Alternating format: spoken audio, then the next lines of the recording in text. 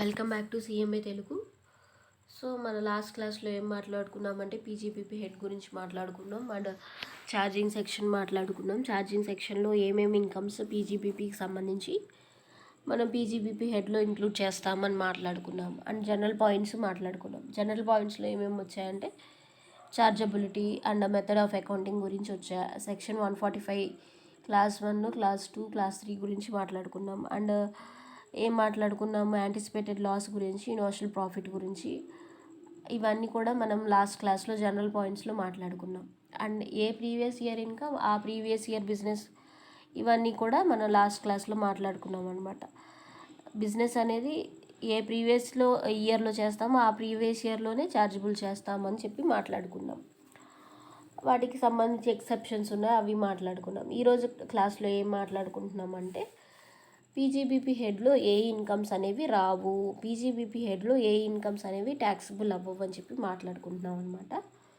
So మనకి ఇక్కడ కొన్ని ఇన్కమ్స్ ఇచ్చారండి. ఆ ఇన్కమ్స్ అనేవి పీజీబీపీ హెడ్లో రావు. అవి చూడటానికైతే బిజినెస్ ఇన్కమ్ లానే ఉంటాయి, కానీ అవి పీజీబీపీ హెడ్లో రావు. అలాంటి ఇన్కమ్స్ ఏంటివి అని చెప్పి ఈరోజు క్లాస్లో మాట్లాడుకుంటున్నాం. అండ్ మనం ఇక్కడ ఏదైతే మెటీరియల్ చూస్తున్నామో, ఫాలో అవుతున్నామో, అది మన ఇన్స్టిట్యూట్ మెటీరియలే అండి. అది ఐసిఐ వెబ్సైట్లో దొరుకుతుంది. ఇది మన కాస్ట్ సిఎంఏ స్టూడెంట్స్కి తెలిసిపోతుంది అనమాట. నెక్స్ట్ ఇక్కడ టాపిక్లోకి వచ్చేసరికి following incomes are though in the nature of profits and gains of business or profession shall not be taxable under this head. So ఇక్కడ ఈ ఇన్కమ్స్ కావచ్చు, ప్రాఫిట్స్, గెయిన్స్ కావచ్చు, బిజినెస్కి ప్రొఫెషన్కి సంబంధించే ఉంటాయి, కానీ అవి పీజీబీపీ హెడ్లో రావు, బిజినెస్ ఆర్ ప్రొఫెషన్ హెడ్లో రావని చెప్తున్నారనమాట. సో ఏంటి అంటే ఫస్ట్ టాపిక్ వచ్చేసి rent from house property. So ఇక్కడ హౌస్ ప్రాపర్టీ లెట్ అవుట్ చేస్తున్నాం అనమాట. లెట్ అవుట్ చేసేదే మన బిజినెస్ అనమాట. మనం చేసే బిజినెస్ ఏంటంటే హౌస్ ప్రాపర్టీస్నే లెట్ అవుట్కి ఇవ్వటం, ఆర్ మన హౌస్ ప్రాపర్టీని స్టాక్ ఇన్ ట్రేడ్ లాగా యూజ్ చేయడం. సో ఈ రెండు కూడా హౌస్ ప్రాపర్టీ హెడ్లో ట్యాక్సిబుల్ అవుతాయి అనమాట. Taxable under section 22 under income from house property. So ఈ రెండు ఏంటి, హౌస్ ప్రాపర్టీ ఇన్కమ్లోనే ట్యాక్సిబుల్ అవుతాయి, పీజీబీపీ హెడ్లో ట్యాక్సిబుల్ అవ్వవు. అదే ఆ లెట్అవుట్ ప్రాపర్టీ అనేది స్మూత్ రన్నింగ్ ఆఫ్ బిజినెస్ కోసం ఇచ్చుంటే కనుక, ఇప్పుడు ఏంటి మనం చేసే బిజినెస్ ఏంటంటే ఇల్లు కట్టించి అద్దెలకి ఇవ్వటం అనమాట, లెట్అవుట్కి ఇవ్వటం అండ్ రెంట్ రిసీవ్ చేసుకోవడం అనమాట మనం చేసే బిజినెస్. సో అలాంటి బిజినెస్ల యొక్క ఇన్కమ్ అయితే ఏమో హౌస్ ప్రాపర్టీ హెడ్ కింద ట్యాక్సిబుల్ అవుతుంది. అలాగే ఆ హౌస్ ప్రాపర్టీని స్టాక్ ఇన్ ట్రేడ్గా యూజ్ చేశారనుకోండి, ఆ హౌస్ ప్రాపర్టీకి సంబంధించిన ఇన్కమ్ కూడా హౌస్ ప్రాపర్టీ హెడ్లోనే ట్యాక్సిబుల్ అవుతుంది. Income under the head house property under section 22 అనమాట. హౌస్ ప్రాపర్టీకి ఛార్జింగ్ సెక్షన్ 22 అండ్ పీజీపీపీకి ఛార్జింగ్ సెక్షన్ వచ్చేసి 28 అనమాట. అలా కాకుండా లేట్అవుట్కే ఇస్తున్నాం హౌస్ ప్రాపర్టీ. ఎందుకు ఇస్తున్నాం అంటే స్మూత్ రన్నింగ్ ఆఫ్ బిజినెస్ అనమాట. అంటే ఏంటి, వేరే ఏదో బిజినెస్ చేస్తున్నారు అండ్ దానికి సంబంధించి లేట్అవుట్కి ఇచ్చారనమాట. బిజినెస్ అనేది స్మూత్గా రన్ అవ్వటం కోసం లేట్అవుట్కి ఇచ్చారు. అప్పుడు ఏం జరుగుతుంది, ఏదైతే ఇన్కమ్ ఉందో లేట్అవుట్ చేస్తే ఎంతైతే అమౌంట్ వస్తుందో అది పీజీబీపీ హెడ్లోనే ట్యాక్స్ చేస్తారనమాట. అక్కడ చెప్పిన పాయింట్ అదే అనమాట. నోట్ ఇచ్చారు చూడండి. However where letting of house supporting the smooth running of business that is incidental to business then such income shall be taxable under this head. So జనరల్గా అయితే మన బిజినెస్ ఏంటి, హౌస్ ప్రాపర్టీస్ మనకు చాలా ఉన్నాయి, అన్నిటినీ లెట్అవుట్కి ఇస్తున్నాము, దాని నుంచి రెంట్ తీసుకున్నాం. మనం చేసే బిజినెస్ అదనమాట. హౌస్ ప్రాపర్టీని రెంట్కి ఇవ్వటం, రెంట్ వసూలు చేసుకోవటం. సో లెట్టింగ్ ఆఫ్ ప్రాపర్టీ అనేది మన బిజినెస్. సో అది హౌస్ ప్రాపర్టీ హెడ్లో ట్యాక్స్బుల్ అవుతుంది. అండ్ అదే హౌస్ ప్రాపర్టీలో మనం స్టాక్ ఇన్ ట్రేడ్గా యూజ్ చేస్తున్నాం, అది కూడా హౌస్ ప్రాపర్టీ హెడ్లో ట్యాక్స్బుల్ అవుతుంది. అలా కాకుండా మనకున్న హౌస్ ప్రాపర్టీని లేట్అవుట్కే ఇస్తున్నాం, కానీ ఎందుకు ఇస్తున్నామంటే smooth running of business. So అంటే ఏంటి, వేరే అదర్ బిజినెస్ క్యారీ చేసుకోవడానికి కోసం కావచ్చు, వేరే అదర్ బిజినెస్కి సంబంధించి గూడ్స్ పెట్టుకోవడానికి వేరే హౌస్ లాగా, ఎలాగైనా వేరే అదర్ రీజన్స్ అవ్వచ్చు, వేరే అదర్ బిజినెస్కి సపోర్ట్ చేస్తూ మనం ఏంటి లేట్అవుట్కి ఇస్తున్నాం అనమాట. లేట్అవుట్ వేరే రెసిడెన్షియల్ పర్పస్కి ఇవ్వట్లా, వేరే అదర్ మామూలుగా ఇండివిజువల్కి ఇవ్వట్లేదు, బిజినెస్ ఎవరైతే చేస్తుంటారో అలాంటి పర్సన్స్కి ఇస్తున్నాం అనమాట. వాళ్ళు ఏంటి బిజినెస్ కింద కూడా ఆ హౌస్ ప్రాపర్టీని యూజ్ చేసుకుంటున్నారు. సో అలాంటప్పుడు ఏం ఇన్కమ్ అయినా సరే హౌస్ ప్రాపర్టీకి రిసీవ్ చేసుకుంటే అది హౌస్ ప్రాపర్టీ హెడ్లో ట్యాక్స్బుల్ అవ్వదు, కానీ పీజీబీపీ హెడ్లోనే ట్యాక్స్బుల్ అవుతుంది. ఎందుకంటే smooth running of business income. So అది ఈవెన్ అది హౌస్ ప్రాపర్టీకి సంబంధించింది అయినా ఈవెన్ మనకి రెంటే వస్తున్నా సరే అదైనా సరే పీజీబీపీ హెడ్లోనే ట్యాక్సిబుల్ చేస్తామండి. అది ఫస్ట్ పాయింట్ అనమాట, రెంట్ ఫ్రమ్ హౌస్ ప్రాపర్టీ. జనరల్గా అయితే హౌస్ ప్రాపర్టీ ఇన్కమ్లోనే ట్యాక్సిబుల్. కానీ ఇది ఒకటి నోట్లో చెప్పినట్టు smooth running of business income కోసం హౌస్ ప్రాపర్టీని లెట్అవుట్కి యూజ్ చేస్తే అప్పుడు పీజీబీపీ హెడ్లో ట్యాక్సిబుల్ అవుతుంది. సో అదనమాట పాయింట్. అర్థమవుతుందా? అర్థం కాకపోతే కామెంట్లో మెన్షన్ చేయండి, మళ్ళీ చెప్పడానికి ట్రై చేస్తాను. Next second point, so dividend on shares. So మనకేంటి కంపెనీస్లో షేర్స్ ఉంటాయి. సో షేర్స్ కొనుక్కుంటారు, ఈక్విటీ షేర్ హోల్డర్స్ ఉంటారు, డిబెంచర్ షేర్ హోల్డర్స్ ఉంటారు, ప్రిఫరెన్స్ షేర్ హోల్డర్స్ ఉంటారు. సో ఇక్కడ షేర్స్ గురించి మాట్లాడుకుంటున్నారు. సో మామూలుగా అయితే ఏంటి, షేర్స్ మనం ఇన్వెస్ట్ చేసామనుకోండి అమౌంట్ అనేది, మనకి షేర్స్ నుంచి డివిడెంట్ వస్తుంది అనమాట. ఎప్పుడైతే కంపెనీ ప్రాఫిట్స్ రిలీజ్ చేస్తుందో అప్పుడేంటి, ఎవరికి ఎంత షేర్ ఉందో అంత షేర్ వైజ్ మనకు అపోజిషన్ చేసి ఆ షేర్కి ఎంత అయితే రావాల్సి ఉందో అంత డివిడెంట్ వస్తుంది. అంటే ఏంటి, అది ఇన్కమ్ అనమాట. సో ఇక్కడ ఏంటి, ట్రేడింగ్కి సంబంధించి షేర్స్ కానీ సెక్యూరిటీస్ కానీ ఇవన్నీ కూడా స్టాక్ ఎక్స్చేంజెస్లో జరుగుతుంటాయి అనమాట. సో ఇది కూడా బిజినెస్ ఇన్కమ్ లాగే అనమాట. కానీ ఇక్కడ ఏంటి, dividend on shares is taxable under section 56 clause 2 sub clause 1 అనమాట. అంటే ఏంటి, మనం ఏదైనా సరే షేర్ నుంచి ఇన్కమ్ రిసీవ్ చేసుకున్నాం అంటే ఏంటి, షేర్ నుంచి వచ్చే ఇన్కమ్ ఏంటి, బిజినెస్ షేర్స్ నుంచి మనకు వచ్చే ఇన్కమ్ ఏంటంటే డివిడెంట్ అనమాట. అలా కాకుండా డిబెంచర్స్ నుంచి మనకు వచ్చే ఇన్కమ్ ఏంటంటే ఇంట్రెస్ట్. సో డిబెంచర్స్ అంటే లాంగ్ టర్మ్ లోన్స్ అవ్వచ్చు, లాంగ్ టర్మ్ డెట్స్ అవ్వచ్చు. సో వాటి నుంచి మనకు వచ్చేది ఇంట్రెస్ట్. అలా కాకుండా ప్రిఫరెన్స్ షేర్స్కి కానీ ఈక్విటీ షేర్స్కి కానీ వచ్చే ఇన్కమ్ ఏంటి, అది ఏమి ఇన్కమ్, అదర్ సోర్సెస్లో ట్యాక్సిబుల్ చేస్తారు. సో కానీ ప్రిఫరెన్స్ షేర్స్ హోల్డర్స్కి, ఈక్విటీ షేర్ హోల్డర్స్కి వచ్చే ఇన్కమ్ ఏంటంటే డివిడెంటే అనమాట. సో ప్రిఫరెంట్ డివిడెంట్ అంటారు, ఆర్ ఈక్విటీ డివిడెంట్ అంటారు, ఆర్ ఈక్విటీ షేర్ హోల్డర్స్కి ఇచ్చే డివిడెంట్ అంటారు, ప్రిఫరెన్స్ షేర్ హోల్డర్స్కి ఇచ్చే డివిడెంట్ అంటారు. సో మొత్తానికి షేర్స్ మీద వచ్చేదైతే డివిడెంట్, డిబెంచర్స్ మీద వచ్చేదైతే ఇంట్రెస్ట్. కానీ ఇక్కడ షేర్స్ మీద ఏదైనా డివిడెంట్ వచ్చిందనుకోండి, ఇన్కమ్ రిసీవ్ చేసుకున్నట్టే, బిజినెస్ ప్రకారమే రిసీవ్ చేసుకున్నట్టే. కానీ మనకి ఇన్కమ్ అనేది ట్యాక్సిబుల్ అవుతుంది, అదర్ సోర్సెస్ హెడ్లో ట్యాక్సిబుల్ అవుతుంది. ఇన్కమ్ ఫ్రమ్ అదర్ సోర్సెస్ హెడ్లో ట్యాక్సిబుల్ అవుతుంది, అంతేకాని పీజీబీపీ హెడ్లో రాదు. సో ఇక్కడ ఏం డిస్కస్ చేస్తున్నాం, ఏ ఇన్కమ్స్ పీజీబీపీ హెడ్లో రావు అని డిస్కస్ చేస్తున్నాం. సో షేర్స్ నుంచి మనకి ఏదైనా ఇన్కమ్ వచ్చినా డివిడెంట్ వచ్చినా సరే అది ఇన్కమ్ ఫ్రమ్ అదర్ సోర్సెస్లో ట్యాక్సిబుల్ అవుతుంది under section 56 clause 2 sub clause 1 అనమాట. Even though the assessee deals in shares and such shares are held as stock in trade. So ఇది అదనమాట సంగతి. The provision is not applicable in case of interest on securities held as stock in trade. So ఇక్కడ ఏంటి, షేర్స్కి సంబంధించి dividend వస్తేనే అది PGBP హెడ్లో కాకుండా అదర్ సోర్సెస్ హెడ్లో ట్యాక్సిబుల్ చేస్తుందని చెప్పారు. కానీ ఈ ప్రొవిజన్ అనేది డివిడెంట్ ఏంటి సెక్యూరిటీస్కి అప్లికబుల్ అవ్వదంట.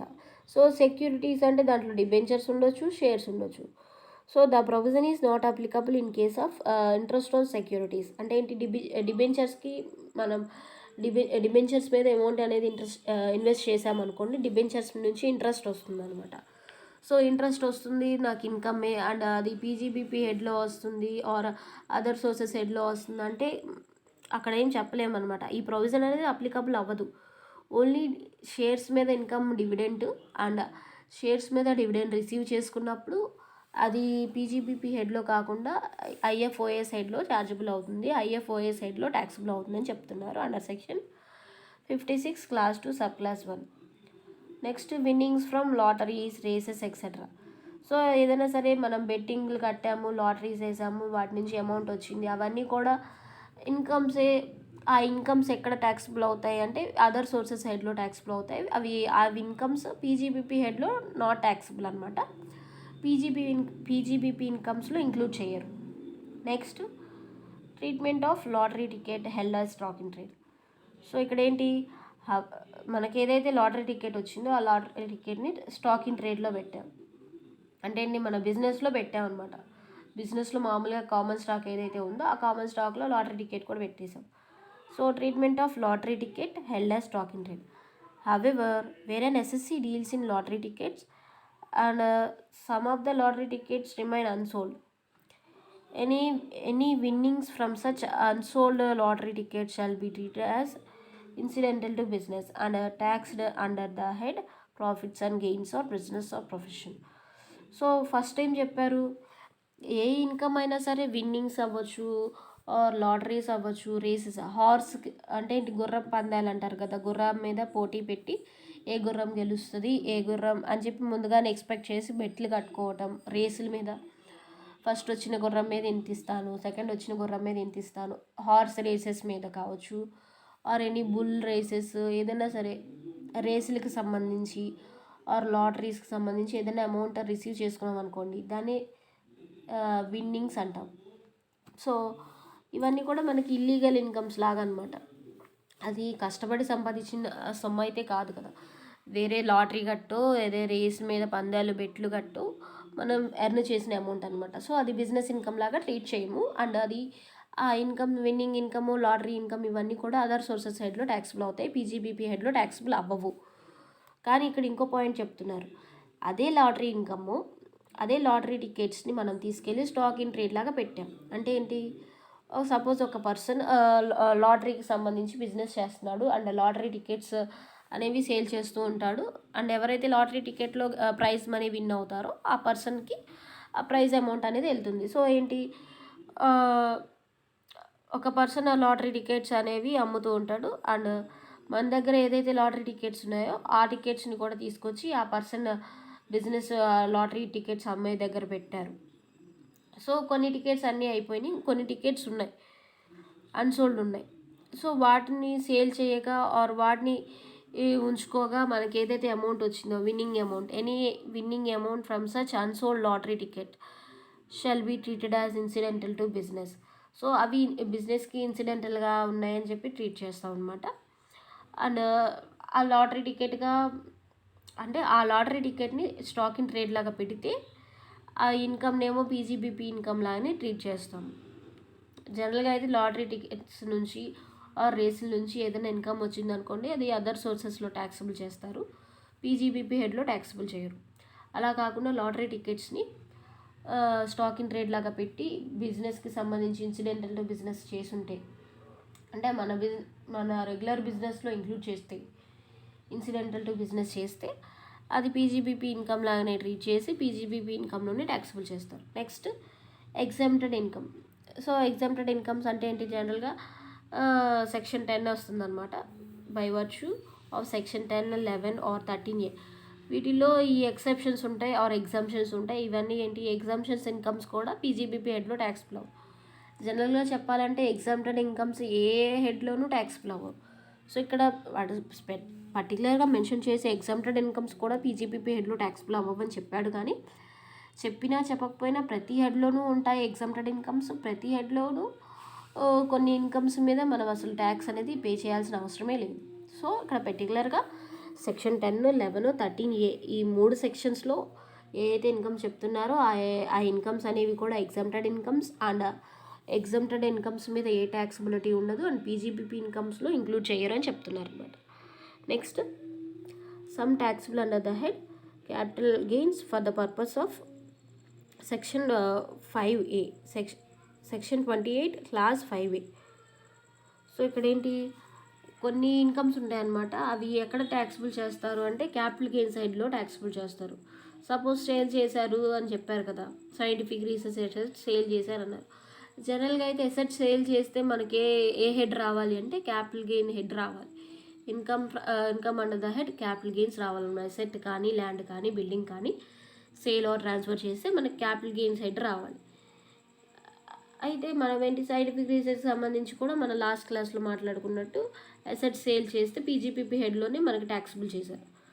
కానీ some taxable under the head capital gains for the purpose of section 28 class 5A shall not be taxable under this head. So ఏవైతే మనం క్యాపిటల్ గెయిన్స్ హెడ్లో ట్యాక్సిబుల్ చేస్తామో అవి పీజీబీపీ హెడ్లో ట్యాక్సిబుల్ చేయము, పీజీబీపీ హెడ్లో ఇన్కమ్లోకి కన్సిడర్ చేయము, PGBP head ఇన్కమ్లో include చేయము అని చెప్తున్నారనమాట. So capital గెయిన్లో taxable చేయాల్సిన ఇన్కమ్స్ క్యాపిటల్ గెయిన్స్లో ట్యాక్సిబుల్ చేస్తారు. అండ్ క్యాపిటల్ గెయిన్స్లో ట్యాక్సిబుల్ చేయాల్సిన ఇన్కమ్ పీజీబీపీ హెడ్లో కన్సిడర్ చేయరని చెప్తున్నారు అనమాట. Example, profit on sale of fruit permit shall not be taxable under the head profits and gains of business or profession. So అదనమాట. So next deductions and expenditures వచ్చినాయి. ఇవి మనం next క్లాస్లో discuss చేద్దాం. అండ్ ఈ క్లాస్లో మనం ఏం డిస్కస్ చేసామంటే ఏ ఇన్కమ్స్ పీజీబీపీ ఇన్కమ్స్లో ఇంక్లూడ్ చేయము. రెంట్ ఫ్రమ్ హౌస్ ప్రాపర్టీకి సంబంధించి ఏదైనా రెంట్ రిసీవ్ చేసుకుంటే ఆ ఇన్కమ్ పీజీబీపీ హెడ్లో ఇంక్లూడ్ చేయము. నెక్స్ట్ షేర్స్ మీద డివిడెండ్స్ వచ్చాయి అంటే షేర్స్ మీద మన ఇన్కమ్ వచ్చాయి. సో షేర్స్ అనేవి బిజినెస్కి సంబంధించినవి అయినా సరే, కంపెనీకి సంబంధించిన అయినా సరే, షేర్స్ మీద ఇన్కమ్ వచ్చినాయి. ఆ ఇన్కమ్ అనేది మనం అదర్ సోర్సెస్లో ఇంక్లూడ్ చేస్తాము under section 56 clause 2. And shares మీద వచ్చిన ఇన్కమ్ అనేది నాట్ ట్యాక్సిబుల్ అండర్ పీజీబీపీ. అలాగే ఏదైనా సరే lottery income or winnings income, రేసెస్లకు సంబంధించి హార్స్ రేసింగ్ అవ్వచ్చు, అలాంటి బెట్టింగ్, గ్యాంబ్లింగ్ ఇలాంటి వాటి ఇన్కమ్స్ ఏ రిసీవ్ చేసుకున్నా సరే అవి ఇన్కమ్ ఫ్రమ్ అదర్ సోర్సెస్లో ట్యాక్సిబుల్ అవుతాయి. కానీ ఈ లాటరీ టికెట్స్ అనేవి స్టాక్ ఇన్ ట్రేడ్లో పెట్టుకుంటే అన్సోల్డ్ అవ్వచ్చు, అన్సోల్డ్ లాటరీ టికెట్ అవ్వచ్చు, ఏదైనా సరే విన్నింగ్స్ అనేవి స్టాక్ ఇన్ ట్రేడ్లో పెట్టిన తర్వాత వస్తే అవి పీజీబీపీ హెడ్లోనే ట్యాక్స్లో అవుతాయి. అలా కాకుండా జనరల్గా ఏంటంటే పీజీబీపీ హెడ్లో రావు అనమాట. విన్నింగ్స్, లాటరీస్ ఇవన్నీ కూడా అదర్ సోర్సెస్ సైడ్లోనే వస్తాయి ఎప్పుడైనా సరే. అలా కాకుండా స్టాక్ ఇన్ ట్రేడ్లో పెడితే లాటరీ టికెట్స్ అప్పుడు పీజీబీపీ హెడ్లోనే కన్సిడర్ చేస్తారు.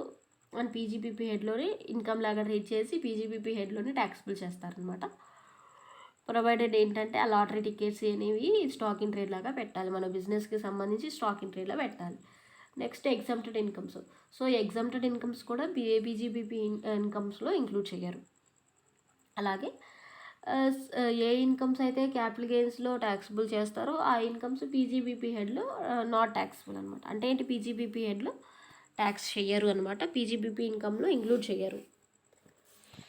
అండ్ నెక్స్ట్ టాపిక్ వచ్చేసి 7.4 అనమాట, ఎక్స్పెండిచర్స్ అలౌడ్ యాజ్ డిడక్షన్స్.